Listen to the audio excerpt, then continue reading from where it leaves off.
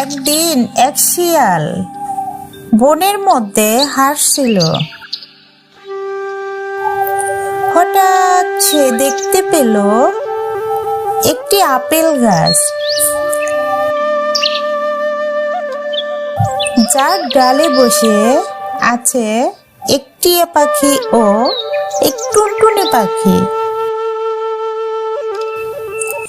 শিয়াল ভাবলো, এই আপেলগুলো যদি আমি খেতে পারতাম, কিন্তু গাছ ছিল অনেক উঁচু, তাই সে আপেল পেতে পারছিল না। শিয়াল বুদ্ধি খাটিয়ে বলল, প্রিয় টিয়া পাখি, তুমি তো খুব সুন্দর গান গাও।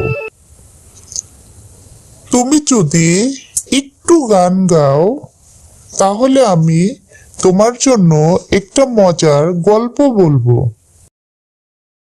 টিয়া পাখি খুশি হয়ে গান গাইতে শুরু করলো।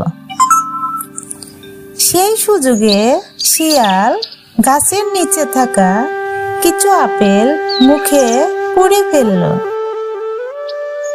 টুনটুনি পাখি সব দেখছিল। সে টিয়া পাখিকে বলল, দেখো, শিয়াল তোমাকে বোকা বানাচ্ছে। টিয়া তখন বুঝতে পারলো শিয়াল তাকে ধোঁকা দিয়েছে। সে রাগ করে শিয়ালকে বলল, তুমি অনেক চালাক, কিন্তু আমি আর তোমার ফাঁদে পড়ব না।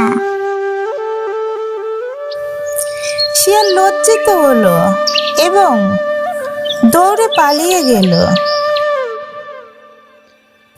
টিয়া পাখি ও টুনটুনি পাখি তখন হাসতে হাসতে আপেল খেতে লাগলো।